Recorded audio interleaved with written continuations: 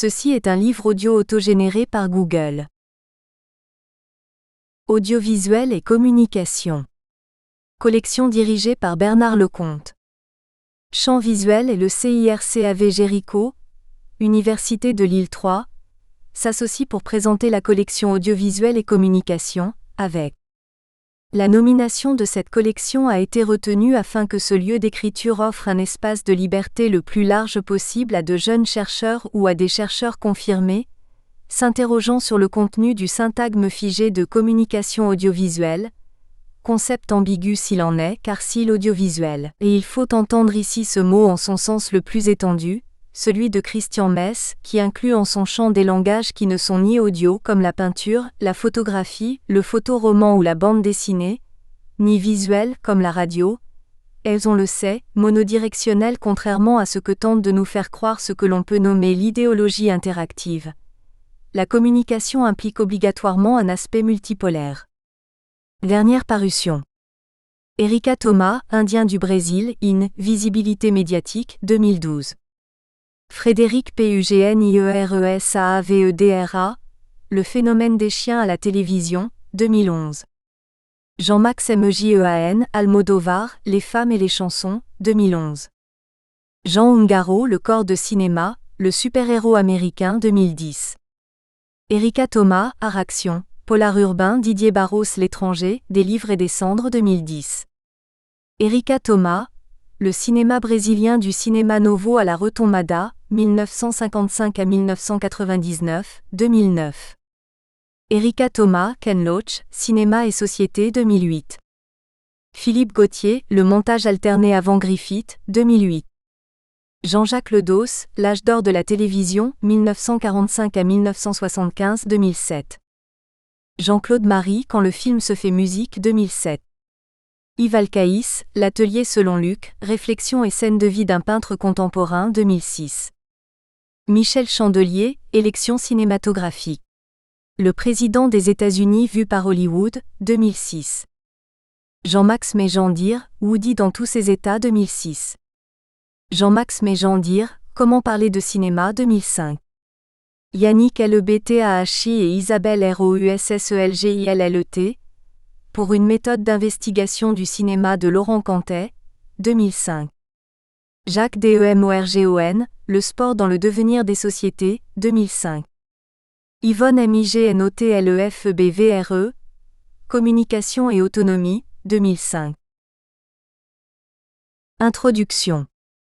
Suzanne Bray et Gérald Préère. La société humaine ne semble montrer d'abord que la violence des hommes puissants et l'oppression des faibles. L'esprit se révolte contre la dureté des uns, on est porté à déplorer l'aveuglement des autres, et comme rien n'est moins stable parmi les hommes que ses relations extérieures, les établissements humains paraissent au premier coup d'œil fondés sur des monceaux de sable mouvants. Ces mots de Rousseau, prononcés il y a plus de 2 siècles, illustrent encore aujourd'hui les diverses structures de pouvoir qui se mettent en place pour assujettir l'individu.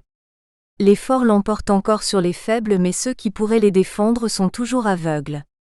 L'homme serait-il déjà trop enlisé pour se dégager des sables mouvants sociétaux qu'il a acceptés ? Est-il impossible de regagner la terre ferme et de reprendre une réflexion qui dirait la démesure, les débordements ? Les penseurs et les chroniqueurs sont là pour engager le dialogue, mais la violence s'insinue, répandant à chaque instant le chaos. Les contributions réunies dans ce volume font en partie suite à un colloque intitulé Crime, violence et culture, qui s'est tenu à l'Institut catholique de Lille les 15 et 16 juin 2012. Une sélection des textes en anglais apparue fin 2013 sous le titre Fatal Fascination, Cultural Manifestation of Crime and Violence chez Cambridge Scholars Press.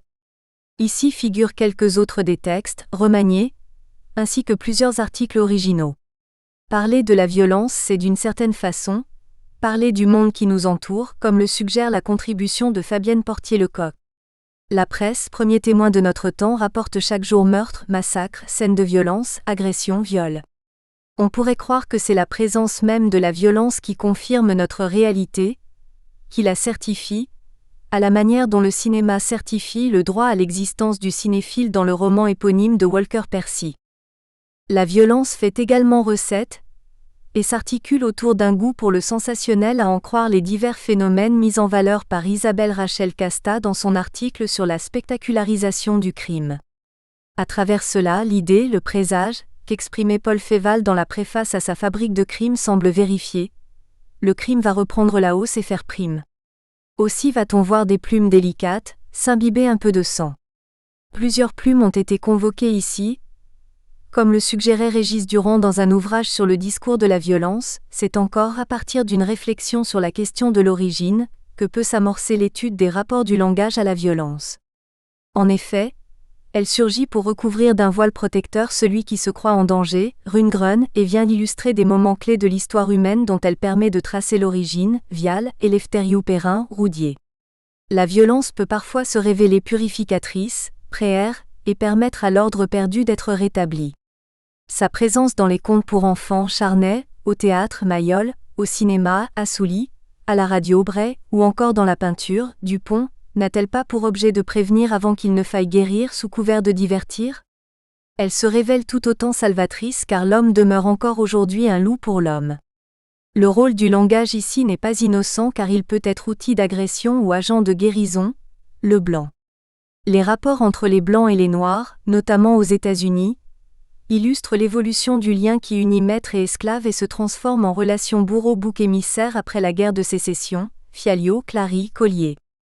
Qu'il s'agisse de romans, de films ou de séries télévisées, la violence raciale est représentée comme oppressante mais allant malgré tout de soi. La peur de l'autre que l'on suspecte être dangereusement celle du même est bien là. Aujourd'hui aux États-Unis, les hispaniques et d'autres minorités ethniques partagent le sort des Noirs mais bien avant cette configuration, c'étaient les mouvements nativistes qui montraient du doigt un autre qui n'était pourtant guère différent du même. Les analyses de René Girard montrent bien cet état de fait. Ce n'est pas la différence mais bien sa perte qui cause la confusion violente. On le voit illustré en France également, et la montée du Front National n'y est pas étrangère. Jean Baudrillard avait déjà en 2002 consacré un article à cet état de fait, observant que ce sont la gauche et la droite qui se sont liquidées d'elles-mêmes ayant ruiné leur crédit représentatif et ne jouissant même plus, pour se conforter dans leur statut démocratique, d'un ennemi imaginaire. Le langage politique a créé l'anxiété générale, l'a médiatisée et a ainsi favorisé l'ouverture d'une brèche au creux de laquelle le Front National a trouvé sa place. La violence a créé une autre forme de brutalité qui est devenue une source même d'inhumanité. La violence joue un rôle clé dans nombre de productions littéraires et sa conceptualisation permet parfois de regrouper certains auteurs ou de définir les traits significatifs associés à une région particulière. L'écrivain américain Richard Ford justifie le recours à la violence dans ses premiers romans par le fait que, dans son sud natal, il se sentait étouffé par les réactions de ses concitoyens face aux Afro-Américains qui tentaient de s'intégrer à la société américaine. On pourrait mentionner également les écrivains femmes actuelles, qui mettent en scène la violence pour dénoncer le rôle subalterne qui leur est attribué dans la vie de tous les jours, même si, comme le démontre Catherine Vial, la violence au féminin pour la bonne cause est loin d'être une nouveauté de notre époque. C'est souvent une question de droit qui amène la violence. Un groupe minoritaire revendique la légitimité de ces actes. On pense au mouvement pour le mariage homosexuel, mais ne reçoit pas toujours le soutien escompté.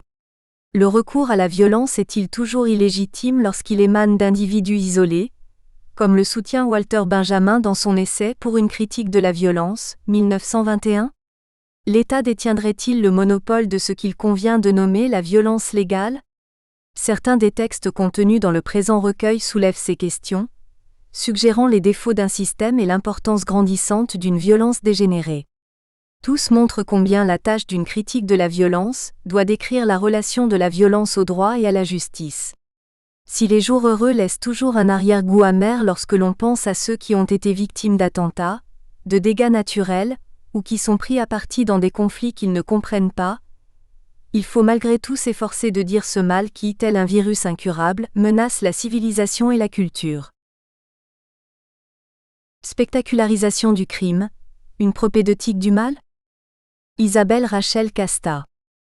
Personne n'a mieux parlé de l'emprise insidieuse du mal que Charles Baudelaire dans L'Irrémédiable, poème de spleen et idéal, où il décrit le lent et terrible enlisement des êtres et des destins en proie à on ne sait quelle malédiction sans retour. Un damné descendant sans lampe. Au bord d'un gouffre dont l'odeur trahit l'humide profondeur. D'éternels escaliers sans rampe. Le dernier vers proclame ironiquement la conscience dans le mal. Comme pour annoncer, à travers la traduction de Poe, le surgissement d'une nouvelle et subversive séduction, le criminel charismatique ou le pervers manipulateur. Il en va de même avec certains thèmes, textes ou situations policiers. En effet, chaque fois qu'un tueur en série particulièrement sinistre donne corps à un personnage de fiction, on frôle le risque de fétichisation d'une conduite ou d'un homme, que tout désigne comme spécifiquement monstrueux. Sommes-nous alors des voyeurs complaisants ? Reconnaître Ed Gein et Ed Kemper sous les traits des héros de Thomas Harris dans Le silence des agneaux, fait-il de nous les complices passifs de leurs crimes ? Le Ted Bundy à peine transposé d'Andrea H. Japp, Premier sang 2005, est-il une insulte à ses victimes ? Toute l'œuvre d'Anne Rule, Un tueur si proche, jusqu'à ton dernier souffle, La rivière rouge sans réalité documentée, ne repose-t-elle que sur l'attrait morbide que ces histoires perverses et sanglantes exercent sur nous ? Ces questionnements, plus aigus encore dans le cas de la littérature pour la jeunesse, nous renvoient à notre libre arbitre. Pourtant il ne fait aucun doute que les tueurs en série exercent longtemps après leur mort une curieuse emprise sur les esprits faibles. Leurs biens, chemises, lettres, mèches de cheveux, machines à écrire, sont mis aux enchères et atteignent des sommes énormes. C'est ce que souligne le criminaliste Andy Cahan, en évoquant ce qu'il appelle les murderabilia, la machine à écrire de Ted Kaczynski, une bomber, quelques vêtements, sont partis adjugés à $232 246 2011. Un site, serialkillersinc.com, est dédié à ces transactions pas comme les autres, où de curieux fans guettent et font l'acquisition pour des sommes exorbitantes de vestiges de criminels. Les bénéfices sont en principe reversés aux familles des victimes suivant la loi Son of Sam. De là à penser que les plus grands romans policiers ne seraient que de bien ambigus tombeaux, consacrés à leur modèle criminel. Ed Gein, encore lui, n'a-t-il pas servi de trame au plus extraordinaire film de Hitchcock, Psychose ? Oui, Norman Bates, c'est lui, aussi. Pour évaluer l'interaction du crime devenu spectacle social avec notre propre réactivité éthique et esthétique, je proposerai, en 4 strates, une sorte de clinique de ce que j'ai désigné comme une propédeutique du mal. J'interrogerai d'abord le téléfilm noir comme formidable amplificateur social, puis j'envisagerai la mort, spectacle en tant que totem ou en tant que fétiche, ce qui m'amènera à poser la question d'un imaginaire mondialisé avant d'envisager la conclusion la plus fréquemment donnée au crime, la justice et ou la vengeance, un choix dirimant. Le téléfilm noir, un formidable amplificateur social ? Les récentes productions filmiques ou téléfilmiques donnent une magistrale leçon de spectacularisation du crime. C'est presque devenu le principal fonds de commerce du cinéma mondial, dans une surenchère dont nous sommes les destinataires captifs et consentants.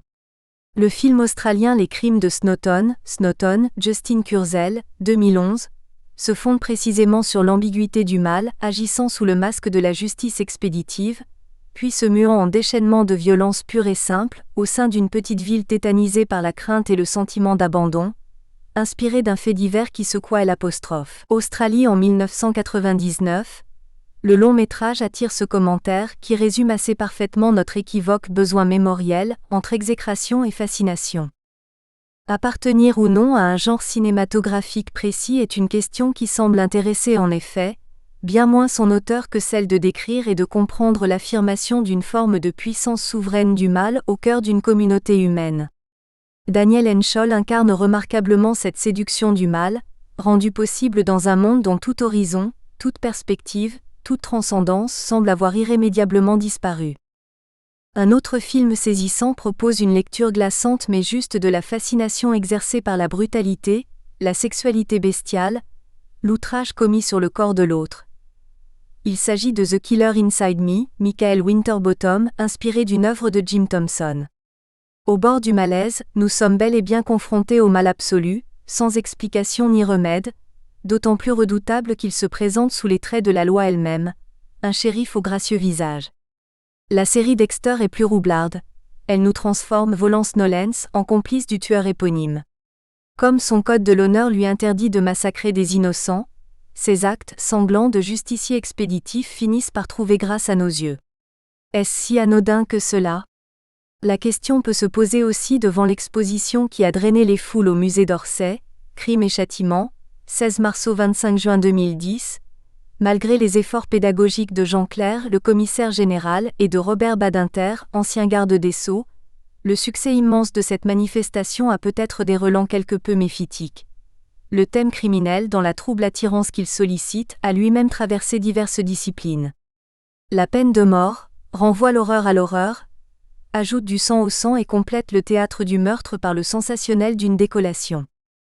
Toujours au chapitre de la complaisance hypnotique, l'affaire Peterson aux 1000 rebondissements peut sembler emblématique de cette équivoque fascination pour le mal que fait l'autre, mal qu'on fait à l'autre, qui nous concerne tous. Michael Peterson, jugé coupable du meurtre de sa deuxième femme, Kathleen Hunt, a été condamné en octobre 2003 à la prison à vie, mais les nombreuses étrangetés liées à l'obtention des preuves par l'expert Dwayne Deaver ont finalement fait libérer le 16 décembre 2011. Un documentaire français lui avait été consacré, The Staircase Soupçon, sous la direction de Jean-Xavier de Lestrade, diffusé par Canal+ en 2004. L'une des monteuses du documentaire, Sophie Brunet, est tombée éperdument amoureuse du suspect et s'apprête à l'épouser, s'il est rejugé et innocenté comme elle le souhaite évidemment, tandis que de Lestrade est à nouveau sollicité pour filmer le deuxième procès, si toutefois celui-ci a lieu. Il a de toute façon déjà filmé la libération du suspect et ses quelques premiers pas d'homme libre. Étrange, si l'on sait que la toute première compagne du suspect a déjà été retrouvée morte dans des conditions assez troubles, et qu'il a reconnu avoir eu des liaisons homosexuelles pendant son mariage. Et pourtant, saura-t-on jamais ce qui s'est passé réellement, le 9 décembre 2001, et est-ce cet angle mort qui fascine une femme au point d'espérer devenir la troisième Madame Peterson?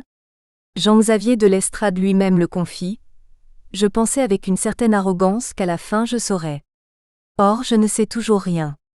Comme le précise également Emmanuel Skivington, la réalité et la fiction ne cessent de s'entrelacer autour de cette affaire à tiroir. Antonio Campos, jeune réalisateur prometteur, et la Fox Searchlight souhaitent tourner un long métrage sur l'intrusion d'une équipe de télé débarquant dans une maison où a lieu un crime, inspiré de cette histoire. Énième variante du syndrome de Stockholm? Une série documentaire franco-canadienne particulièrement soignée, L'école du crime, Frédéric Lepage et Guillaume Bernard, 2011, 8 épisodes, suit d'ailleurs quelques étudiants en criminologie pour traquer en eux la complaisance supposée pour le crime sadique. Les professeurs de l'Université de Montréal sont là pour recadrer dérives et raptus d'angoisse, et le téléspectateur prend toute la mesure du caractère épuisant et blessant du métier de criminaliste. On se souvient de la dépression terrible qui frappa la Sud-Africaine Miki Pistorius, l'une des meilleures profileuses au monde, avouant qu'elle se sentait comme prise dans un vent noir, celui de l'horreur et de l'obscénité du mal. Le roman de Malanen, Justice dans un paysage de rêve, amplifie et explicite ce mal propre à l'apartheid et se permet quand même une ténue et fragile lueur d'espoir. Mort, spectacle, totem ou fétiche? À partir du moment où l'on prend comme acquis que quelqu'un doit mourir pour lancer une histoire, l'exercice légitimé de la pulsion de mort, ou son avatar ici bien euphémisé, semble aller de soi.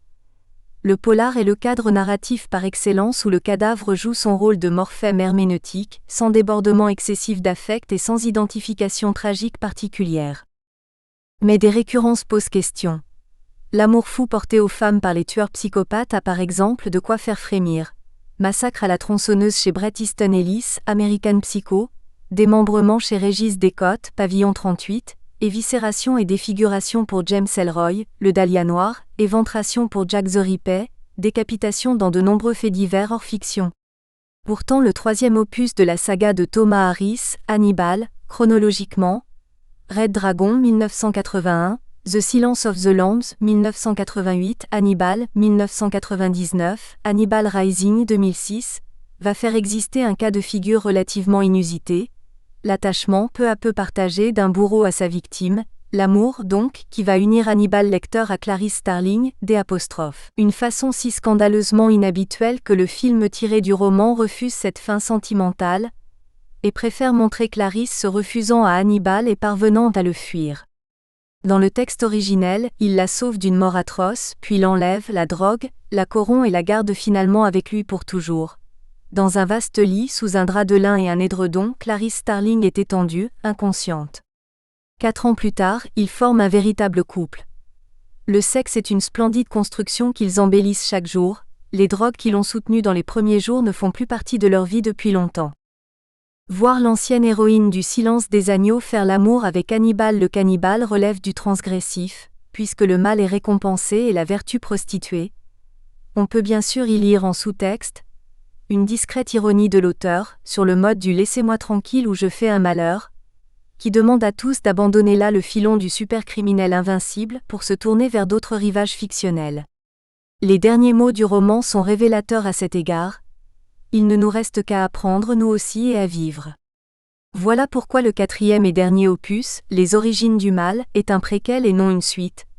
Avec son couple improbable, Harris a bel et bien verrouillé sa success story.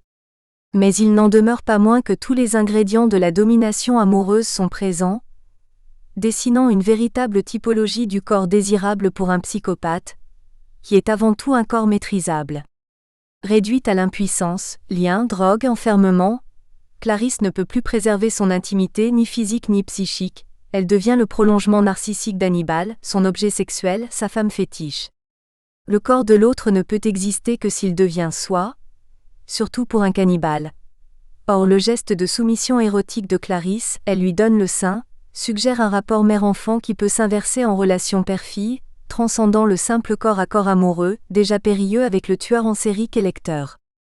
Peut-être est-ce là le secret de ce retournement inédit, le mystère de ce conjugal suffocant, auquel la réflexion de Gilbert Durand sur le régime nocturne de l'image semble apporter un plausible terminus ad quem. Il écrit en effet: la libido serait donc toujours ambivalente, et ambivalente de bien des manières, par une duplicité foncière de ces deux pôles mêmes. Dans le sadisme, c'est la libido qui s'emparerait des instincts de mort et les projetterait sur l'objet du désir, donnant ainsi une teinte macabre au plaisir lui-même. Dans un monde majoritairement purgé des grands conflits mondiaux du siècle dernier, la guerre des sexes est souvent le seul exutoire à la brutalité des hommes, devenus sans objet, et elle remplace des affrontements plus codifiés et plus honorables. Est-ce par hasard qu'Elizabeth Short, le Dahlia noir, a été tuée au lendemain de la Seconde Guerre mondiale, dans une Amérique opulente et dominatrice?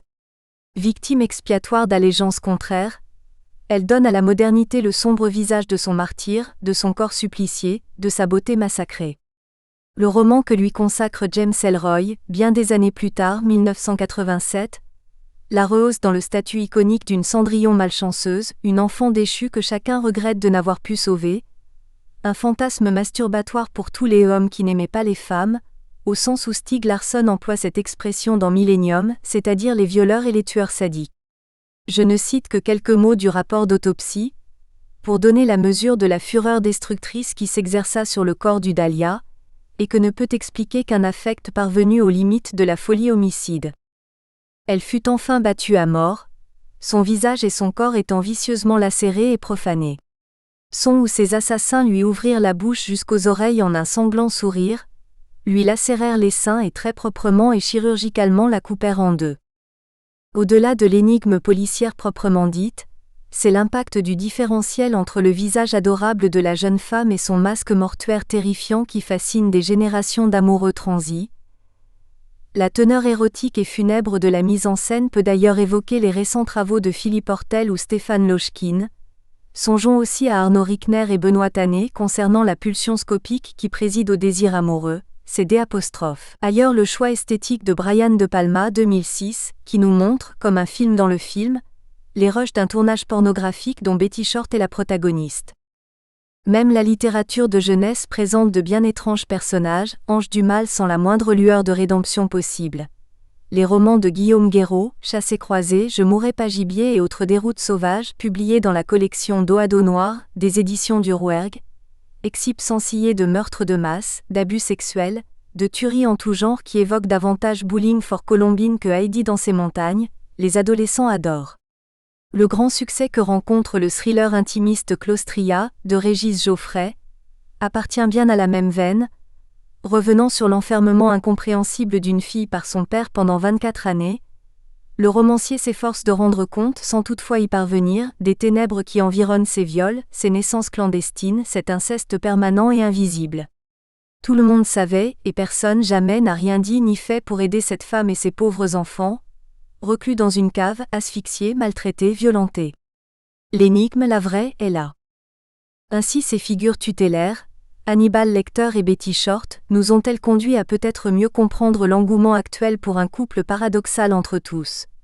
Un mort-vivant, pâle et glacé, épousant une jeune fille éclatante de santé et de fougue et la transformant in fine en vampire comme lui. La mort étreint la vie, l'éternité glace le temps, et le message reçu par les 70 millions de lecteurs et lectrices de Twilight, la tétralogie de Stephenie Meyer, fascination, tentation, hésitation, révélation, semble pour le moins ambigu. Le corps amoureux s'offre à l'ange de la mort comme un secret démenti au poème de Dylan Thomas, The lovers be lost, love shall not, and death shall have not dominion. Obsession de la maîtrise, horreur du libre mouvement, de la perte de contrôle, nos psychopathes littéraires fétichisent certes le corps de l'aimé, mais dans un processus de glaciation qui tend à la nécrophilie, euphémisée ou affirmée. Cette impossibilité à accéder à l'autonomie de l'autre, dans le domaine de l'intimité amoureuse, est le point majeur de leur folie, l'acmé de leur étrangeté au monde. Les mots de Thierry Gendroc accompagnent, semble-t-il, au plus près ces monstrueuses exceptions. La force iconique de la domination d'un homme sur tous les autres, les images de camps de la mort ou de charniers staliniens, les murs de crâne dans les camps de Pol Pot sont des phares dans la nuit du désir. Dans cette filiation monstrueuse, tout appelle au déchaînement pulsionnel. L'extérieur devient intérieur et l'intériorité se projette enfin dehors. Un imaginaire mondialisé? La perte dans la passion pour l'autre et la peur de la perte de soi sont des thématiques tellement familières depuis le XVIIe siècle que l'on pourrait s'étonner de les voir ressurgir avec une telle force, une telle urgence dans la littérature criminelle contemporaine. Pourtant, le concept d'aliénation, s'il a changé d'iconographie, reste bien au cœur de notre problématique. Aimer rend faible, aimer humilie en nous dépossédant de notre libre arbitre, de notre indépendance. Monade insécable soudainement jetée dans le tourbillon brownien de la folie amoureuse, nous cherchons des modèles, forcément contrastifs, d'identification ou de répulsion, qui nous peignent avec suffisamment de conviction différents exemples où jouissance et souffrance sont pour ainsi dire expertisés. Or, ce qui est douloureux et paradoxal pour la plupart d'entre nous, et que reflète parfaitement le romanesque policier actuel, l'est 1000 fois davantage pour les personnalités torturées des psychotiques et leur transposition littéraire si abondante et complexe depuis quelques années. Les images hantées de Seven David Fincher, 1985, du Silence des agneaux Jonathan Demme, 1991, ou de Dexter, James Mano Jr., d'après Jeff Lindsay, 2006, ont colonisé l'imaginaire de toute une génération, montrant principalement comment l'obsession de la maîtrise amène le délirant à séquestrer, à anéantir le corps de l'être aimé dans un processus de claustration et de dévoration. Pour cette raison, notre propos peut évoquer d'une part le sexocide, qui apparaît dans une vaste proportion des œuvres envisagées, et d'autre part rappeler la sophistication des macro-scénarios érotico-policiers en circulation dans notre imaginaire mondialisé. Les tueurs en série, criminels sexuels popularisés par d'innombrables films, romans ou encore feuilletons sont dans les réalia des hommes, au sens d'Andros, à plus de 80%. Bien entendu, il existe également des tueuses en série, la hongroise Erzsébet Báthory, 650 victimes, en demeurant la figure la plus poétiquement emblématique. Plus près de nous, Aileen Wuornos, exécutée en Floride en 2002, à 46 ans, est la première femme classée serial killer par le FBI. Elle se prostituait puis assassinait ses clients, une dizaine, tout en vivant une histoire d'amour sans espoir avec une autre jeune femme. Popularisée par le film Monster de Patty Jenkins, 2003, elle a désormais le visage bouleversant de Charlize Theron. Par voie de conséquence, les proies sont des femmes, la frustration érotique demeurant le moteur essentiel de leur passage à l'acte. Sans même aller chercher les Ted Bundy ou les Ed Kemper américains, nos tueurs nationaux sont pour l'illustrer. Les victimes de Michel Fourniret, Sid Ahmed Rezala, Guy Georges ou Émile Louis sont des femmes ou des jeunes filles, voire des enfants-filles dans une écrasante majorité. N'oublions pas pour autant l'homocriminalité, et ou la pédo-homocriminalité, qui de Gilles de Rais, 140 victimes tout de même, à John W. Gacy ou Jeffrey Dahmer ont aussi un impact non négligeable sur les représentations de la littérature policière. Un des plus sauvages tueurs en série de James Ellroy, dans Le Grand Nulle Part, est un homosexuel. Il est alors assez normal que les scénarios imaginaires, inspirés de ces faits divers puissamment médiatisés, répercutent la dichotomie observée entre prédateurs mâles et gibier féminin.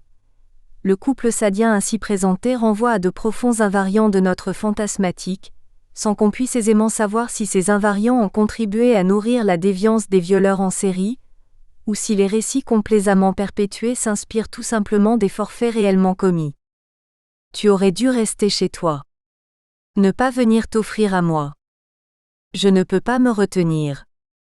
C'est plus fort que moi. Ne bouge pas. Je suis plus fort que toi. Tu n'en réchapperas pas. Ces paroles, les plus soft, précisons-le, d'une chanson de Bertrand Betch intitulée La complainte du psycho-killer donnent le ton.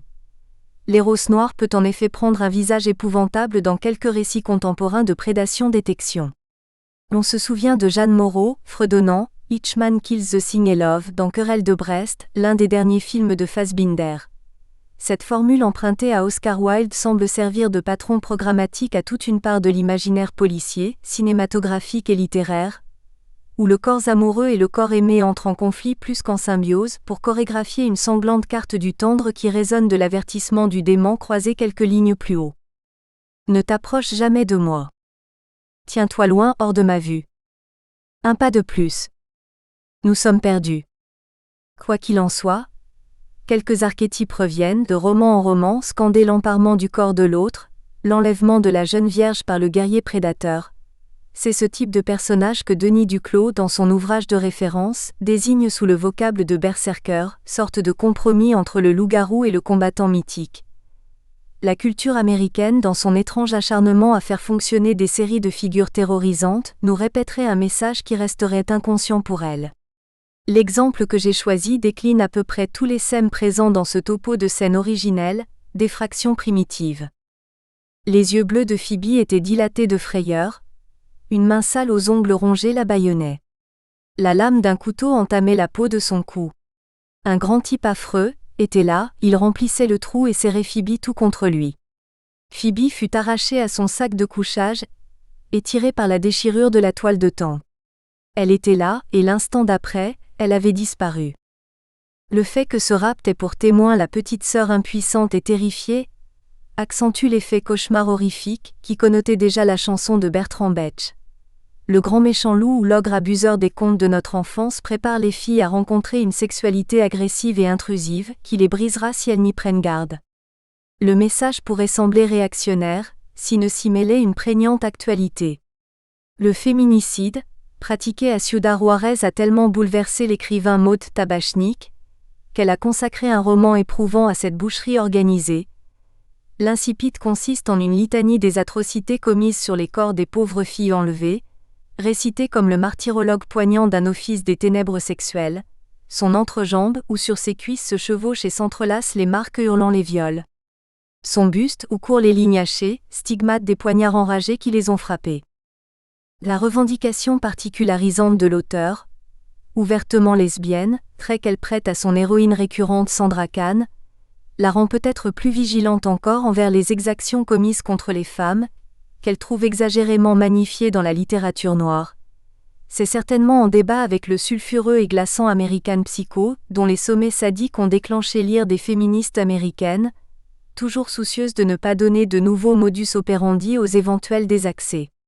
Nous retrouvons le même propos, la même inquiétude dans le film d'Amy Canaan Mann, Killing Fields 2011, où des corps de femmes mutilées et assassinées sont retrouvés dans les bayous du Texas. Le sexocide serait-il devenu un exutoire à la mode ? Il est en tout cas vigoureusement dénoncé par ses œuvres, militantes au bon sens du terme. Dans ces conditions, il est presque satisfaisant de découvrir dans Trouble Everyday, le film choc de Claire Denis 2000, une femme, Corée, aussi dangereuse que son partenaire masculin Shane, tous deux ayant la particularité de dévorer, au sens plein, sanglant et cannibale du terme, leurs amants d'une nuit. L'interprétation superlativement barbare de Béatrice Dalle a littéralement fasciné le public français, habitué à plus de litote dans les films d'horreur criminelle.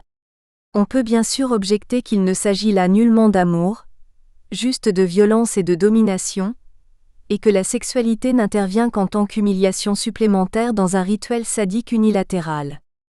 Justice et ou vengeance, un choix dirimant. Certains polars font peur, même horreur, parce qu'ils sont arrachés au réel le plus sombre de notre expérience du monde, de notre imaginaire mondialisé. Mo Hayder fait peur, Thomas Harris et Theodore Sturgeon aussi, mais leur monstre épouvantable habite bien la même terre que nous. Devant tant de noirceur, quelles sont les réponses culturellement acceptables ? Pour le critique Jean-Claude Vareille, il n'y a pas d'opposition entre les notions de justice et de vengeance, en contexte littéraire bien entendu, puisqu'elles se partagent simplement des temporalités qui se succèdent. La vengeance appartient à une société encore travaillée par la féodalité mentale des intérêts et des réactivités privées, tandis que la justice marque l'irruption de la Troisième République, en France, de la laïcisation générale des comportements et du vivre ensemble. C'est la thèse fondamentale de L'. Homme masqué, le justicier, le détective. On délègue désormais aux acteurs sociaux payés pour cela, les faits d'enquête, d'arrestation et de jugement, en décomposant au maximum le prisme des différentes compétences. Celui qui enquête ne juge pas, ceux qui condamnent n'enquêtent pas. Cette spécialisation des fonctions vise bien sûr à dépassionner les débats, à renforcer l'équité et l'humanité de la justice. Il en va bien autrement au XIXe siècle, jusqu'au Second Empire. Edmond Dantès se venge seul d'individus odieux qui ont détourné à leur profit les forces sociales de police et de justice, lesquelles n'ont pas joué leur rôle protecteur et punisseur. On ne peut pas dire en revanche que Sherlock Holmes se venge, ou alors de Moriarty, mais il le combat parce qu'il est le bien et Moriarty le mal. Il n'y a pas de contentieux autre que l'affrontement de deux antagonismes quasi mythiques. On pourrait presque tenir sur leur duel les mêmes propos que ceux de Sébastien Ouette sur Batman. Le Joker est la solution au problème de Batman de préserver la liberté humaine, mais une solution extrême, par-delà le problème qu'elle résout. La question se pose bien davantage pour Rouletabille. Certes, il ne livre pas à la police son père Ballmeyer, mais c'est pour le pousser au suicide et se débarrasser de son corps, afin de préserver la tranquillité de sa mère, Mathilde Stangerson. Où est la justice ? La question du dilemme vengeance-justice fut passionnément débattue par le cercle Gramsci associé à la vache qui lit, lors d'une soirée débat qui réunissait Jean-Bernard Puy et Jacques Migozzi, le 28 avril 2000 à Limoges. L'écrivain et l'universitaire voient dans le roman policier moderne le reflet d'une dynamique sécuritaire, dans la mesure où les détectives contribuent à l'arrestation de malfaiteurs qui ne leur ont stricto sensu rien fait à eux. C'est pourquoi le néopolar serait une sorte de paradoxe. On s'y venge d'une justice partiale, on y règle des vieux comptes politiques ou sociétaux, on y dénonce la pourriture sous la dorure, la chiennerie sous le faste. Il y a d'ailleurs, même chez Agatha Christie, une très grande différence entre rendre la justice et respecter la légalité. C'est au prix d'un mensonge éhonté que l'assassin de leurs héros est arrêté par les policiers. Mais sans ce mensonge, une victime innocente et piégée allait être pendue. De la même façon, elle laisse Hercule Poirot tuer le dernier assassin de la série et mourir ensuite, Curtain. Il n'y avait pas légalement d'issue. Tout comme les vengeurs justiciers de l'Orient Express, qui ne seront au fond pas inquiétés pour avoir liquidé à plusieurs l'immonde Ratchet, l'assassin de l'enfant Daisy Armstrong. La vengeance à la place de la justice défaillante ? C'est la loi du talion, la loi vétérotestamentaire qui prend pour elle la parole divine. La vengeance est mienne, dit le Seigneur. Un des films français les plus populaires s'appelle justement, et ironiquement, Le Grand Pardon, Alexandre Arcadie, 1981. On y voit à la fin Raymond Bethune, Roger Hanin, abattre le meurtrier de ses amis, avec cette phrase devenue quasi culte, « À qui pour tout le monde pardonne, sauf moi ». Et il tire. Encore pourrait-on objecter qu'il s'agit d'un film de gangster, pas d'un film policier. Juliette Rabe résume d'une formule frappante les paradoxes des récits de vengeance, qu'elle adosse d'ailleurs au changement considérable de la société, de plus en plus rebelle à la violence, à la conflictualité brutale. Car la vengeance ne peut se soutenir jusqu'au bout, dans un monde où la loi du talion n'a plus cours et où la justice et la police se chargent de régler les dettes envers la société et Dieu, les dettes envers soi-même. Le justicier est la face solaire du vengeur, puisqu'en l'un s'incarne la collectivité, même défaillante, tandis que dans l'autre la seule haine privée sert de moteur. Malgré le caractère insatisfaisant, passéiste, scandaleux, moralement et inutile, pratiquement de tant d'exactions fictionnelles, nous voudrions cependant conclure cette réflexion par l'expression des apostrophes. Une particulière gratitude envers la série américaine Dexter, James Manos Jr. 2006 à 2013, déjà évoquée ici, et qui a fait de la propédeutique du mal son argument dramatique majeur. Flic le jour et serial killer la nuit, Dexter Morgan est un sociopathe attachant dans la mesure où il ne massacre que les prédateurs qui échappent à la loi. Solitaire, on lui tue sa femme évidemment. Il échappe à toutes les suspicions et continue son petit bonhomme de chemin, flairant et piégeant les crapules avec un sixième sens quasi magique. L'interprétation de Michael C. Hall, frais débarqué de 6 Feet Under pour incarner cet inquiétant justicier renforce le malaise. On tremble pour lui, on est soulagé quand il roule une fois de plus ses collègues dans la farine, on l'approuve presque d'être ce qu'il est. Un comble. Le fantôme de son père le suit partout et lui rappelle sans cesse, comme le vieil Hamlet au jeune Hamlet, le code de Harry, autrement dit la loi de la vengeance. Toujours s'assurer qu'on liquide bien une ordure et que sinon il échapperait à la loi. Par le monologue intérieur, nous sommes sommés d'entrer dans une psyché invraisemblable où nous nous sentons rapidement en confiance. Et même le côté gore des mises à mort, avec bâches de plastique préventive et trophées soigneusement prélevés, ne parvient pas à dégoûter complètement notre voyeurisme fasciné. Dexter ou le mal court ? Il incarne en tout cas le dernier avatar venu du fond des âges, de la plus archaïque de nos pulsions, mais il se sait condamné par l'histoire, cette civilisation dont Juliette Rabe rappelle l'inéluctable judiciarisation. La vengeance ainsi, sinistre flambeau, circule de main en main, dans une ronde infernale, dont on sent qu'elle ne peut avoir de fin. Car les frontières sont balisées, il n'y a plus de solitude, la société moderne a bouché tous ses interstices. Ouvrage cité. Charles Baudelaire, Les Fleurs du Mal, 1861, édition de Claude Pichois, Paris, Gallimard, Folio Classique, 1996. Bertrand Betsch, La tristesse durera toujours, Paris, édition. La machine à cailloux, 2007.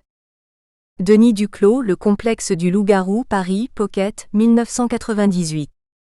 Gilbert Durand, Les structures anthropologiques de l'imaginaire, Paris, Borda, 1969. Isabelle Durier, Affaire Peterson, Au-delà du polar, Elle, 1er juillet 2011, pages 66 à 70. ___, L'énigme Peterson, Elle, 23 décembre 2011, pages 22 à 26. Thomas Harris, Hannibal, traduction de B. Cohen, Paris, Albin Michel 2000. Gilles Ray, La mort à l'œuvre, Télérama, 17 mars 2010, pages 46 à 47. Steve Odell, L'affaire du Dahlia noir, traduit de l'américain par Robert Pépin, Paris, Seuil, Coll. Policier, 2004.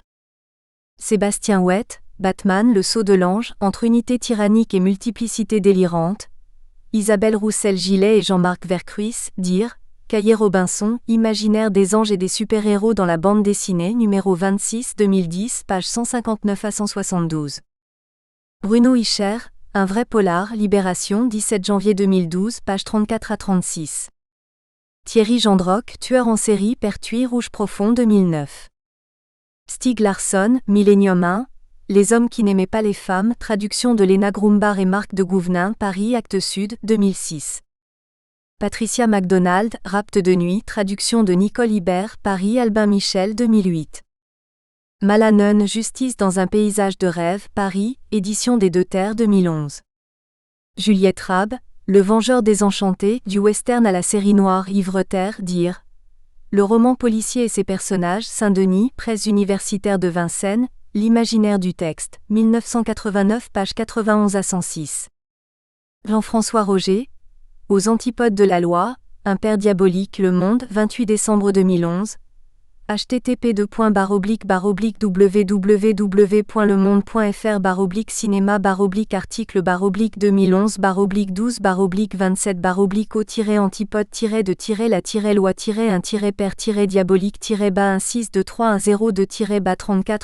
2012-27--au-3-1-père-1-1-1-2--la-1-6-2-3-1-0-bas-1-6-2-3-1-0-2-bas-34-76.html.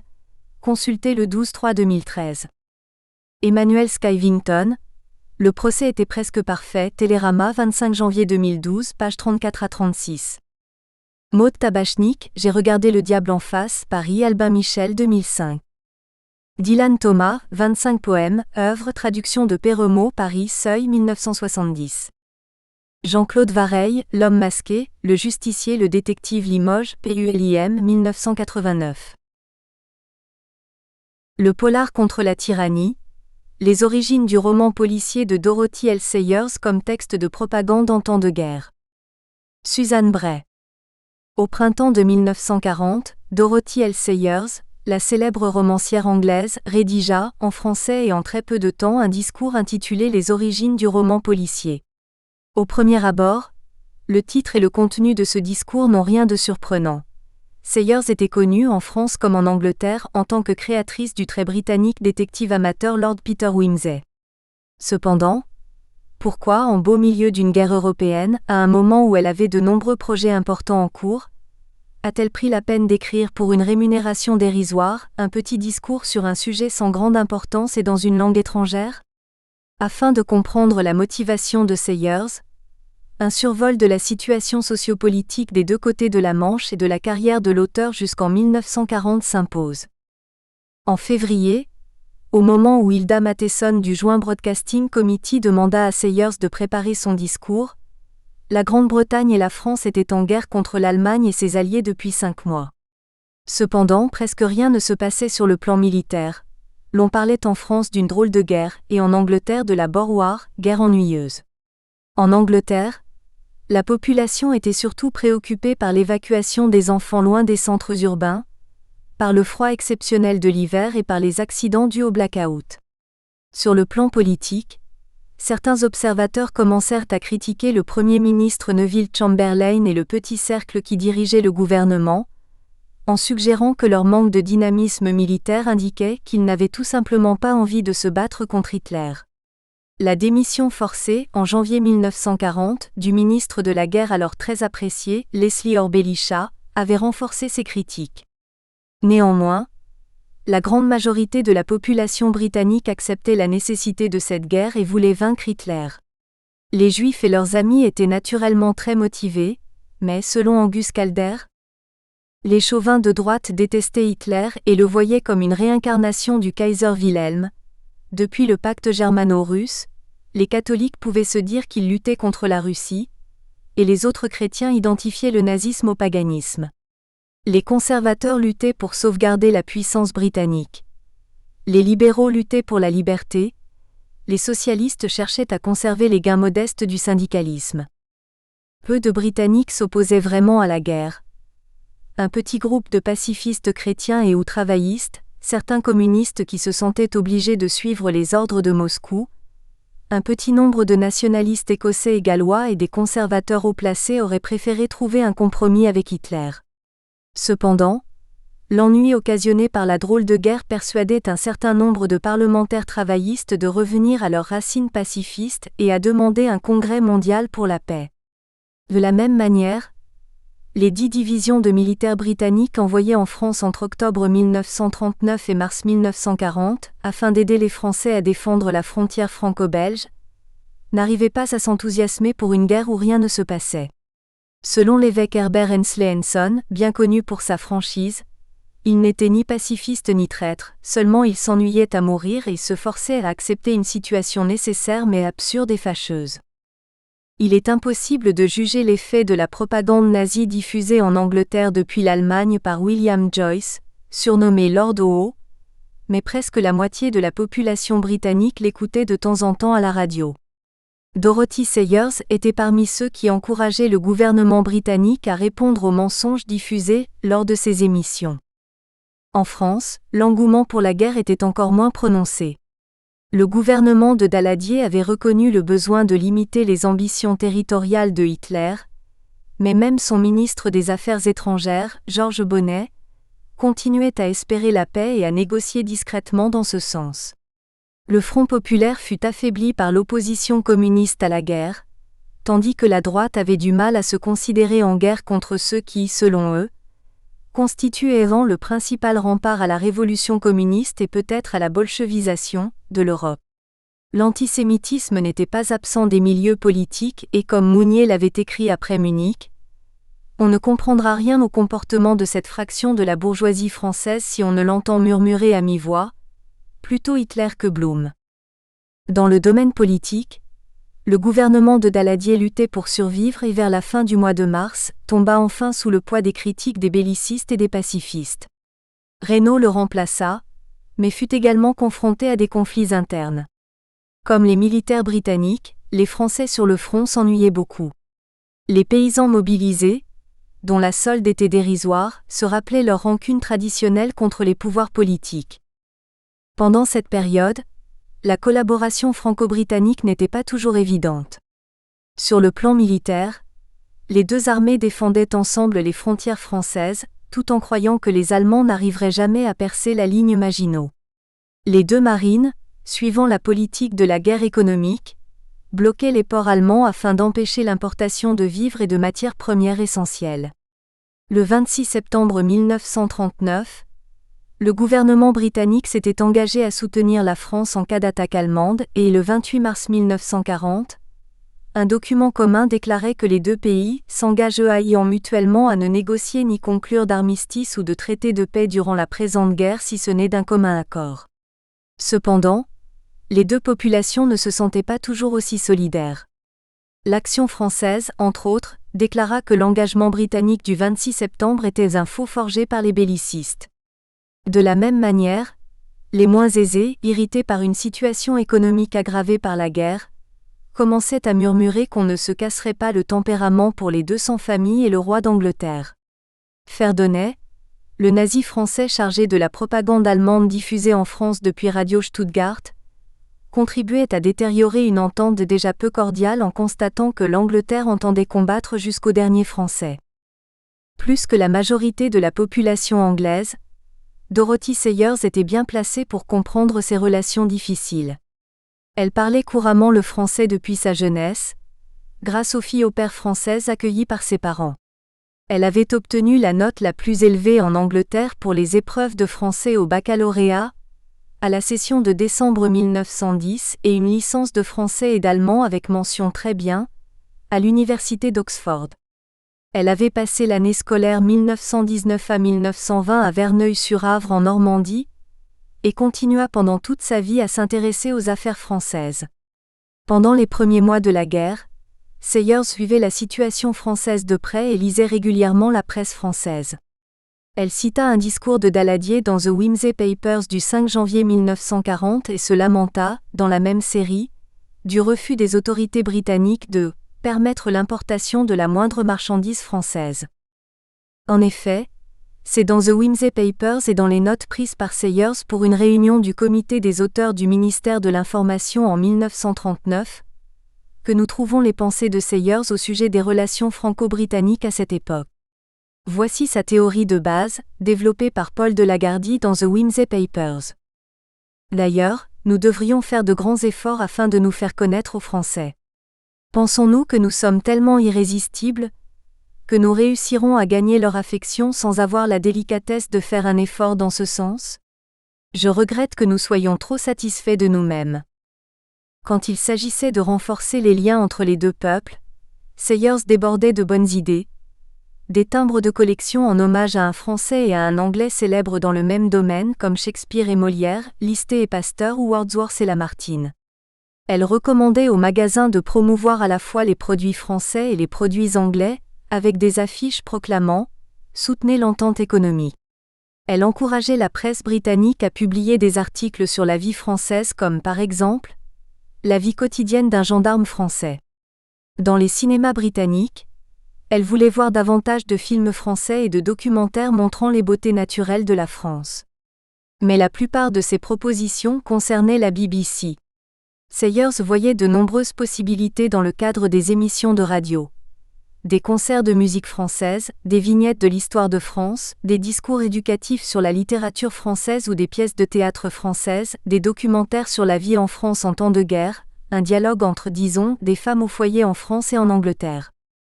Dès le début de la guerre, en 1939, donc avant de recevoir l'invitation de Hilda Matheson, Sayers avait déjà fait les propositions suivantes à M. Balfour, au ministère de l'Information. Enregistrer et envoyer des émissions faites par des Anglais francophones et destinées aux Français, et d'autres réalisées par des Français anglophones destinés aux Anglais. Par exemple, André Mauroy sur le caractère anglais, une femme au foyer en France donne des conseils à ses sœurs anglaises sur la cuisine végétarienne. Dorothy L. Sayers sur le roman policier anglais, avec des références à Gaboriau, Leroux, etc. Un professeur français en poste en Angleterre sur « La vie universitaire à Oxford ». Le but de tous ces efforts et du renforcement des bonnes relations entre les deux pays était la défense de la liberté et de la justice en Europe. Pour Sayers, la guerre était surtout une guerre idéologique et elle craignait que certaines personnes, en Angleterre comme en France, ne le comprennent pas.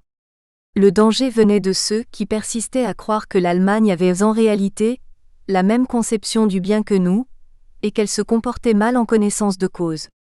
En revanche, Sayers était convaincu que les nazis avaient complètement abandonné l'éthique européenne traditionnelle et n'avaient plus les mêmes notions du bien et du mal que les Alliés. Sayers voyait dans le roman policier un thème bien adapté au genre de propagande discrète que cherchait Hilda Matheson à cette époque. Elle constatait que la littérature policière n'avait de succès que dans les pays démocratiques, où la population fait confiance à la police et respecte la justice. D'un point de vue historique, le genre ne pouvait pas s'épanouir pleinement avant que les forces de l'ordre n'attirent la sympathie du public. La notion de fair play, qui interdit aux auteurs de polars de cacher des indices aux lecteurs, peut également s'appliquer aux gouvernements qui ont l'obligation d'agir avec ouverture et honnêteté envers le peuple souverain. Sayers développe ce thème au tout début de son discours en déclarant que le roman policier ne peut réussir que dans les pays où la loi sait se faire respecter. Le héros de ce genre de littérature, le détective, soutient la justice et consacre son temps et ses forces au service de la civilisation pour combattre les forces du désordre. Donc, le roman policier, par sa nature même, engage la sympathie du lecteur du côté de la loi. Sayers poursuit en démontrant que ce ne fut pas par pur hasard que ce genre trouva ses origines en France et en Angleterre, les deux pays où au début du XIXe siècle, les principes de liberté et de justice étaient les plus respectés. Si le premier grand auteur policier, Poe, était américain, il avait néanmoins trouvé son inspiration en France et créé un détective français, le Chevalier Dupin. Ceci était inévitable car à l'époque, selon Sayers, il n'y avait que la police française qui possédât une organisation et une méthode suffisamment développées pour être prise au sérieux. Ensuite, Sayers raconte la création de la nouvelle police de Londres par Sir Robert Peel en 1829, tout en soulignant que cette innovation eut lieu la même année que la publication par Vidocq de ses Mémoires de la Sûreté de Paris, qui étaient déjà bien établis à l'époque. Le public britannique qui, selon Sayers, avait commencé par se moquer ou par se méfier des Peelers, finit par leur accorder un respect et une confiance absolue. Des réformes du code pénal à la même époque renforçaient le sentiment selon lequel seul le criminel qui méritait sa punition allait souffrir des décisions juridiques. La France et l'Angleterre se trouvant dès lors sur un pied d'égalité, Sayers continue son histoire parallèle en faisant l'éloge des grands auteurs du genre des deux côtés de la Manche, essayant, par ce biais, de compliments pertinents à Gaboriau et Leroux, de cimenter l'entente cordiale. Elle montre surtout comment Poe, américain, Gaboriau, français, Wilkie Collins et Conan Doyle, britanniques, posèrent les bases du genre sur lesquelles d'autres pourraient construire par la suite. Quel message se cache derrière ce récit historique et littéraire ? Tout d'abord, il est clair qu'au moment où le roman policier naquit en France et en Angleterre, les adversaires des Alliés, l'Allemagne, la Russie et l'Italie, n'avaient toujours pas d'institutions suffisamment justes et libérales pour permettre un pareil développement littéraire chez eux. Comme Sayers l'avait déjà constaté quelques mois plus tôt dans Beginner, l'Allemagne et la Russie avaient été les derniers pays d'Europe à adopter la civilisation méditerranéenne et chrétienne. Ici, elle sous-entend qu'ils faisaient également partie des derniers à adopter des institutions libres et équitables. L'Angleterre et la France se doivent donc de maintenir avec fierté leur tradition admirable de liberté et de justice, et de se battre à cette fin. Pour souligner les méfaits des régimes totalitaires, Sayers utilise le vocabulaire du polar. Hitler et Staline sont des gangsters internationaux. Hitler est comparé à Moriarty, le criminel le plus rusé et le plus dangereux d'Europe. Il est même un assassin plus formidable qu'un Moriarty. Les populations anglaises et françaises ont donc raison de marcher côte à côte, comme Holmes et Watson, pour le combattre. Dans la lutte contre le... Nous espérons que vous avez apprécié cet aperçu. Pour continuer à écouter ce livre audio sur Google Play Livres, utilisez le lien dans la description de la vidéo.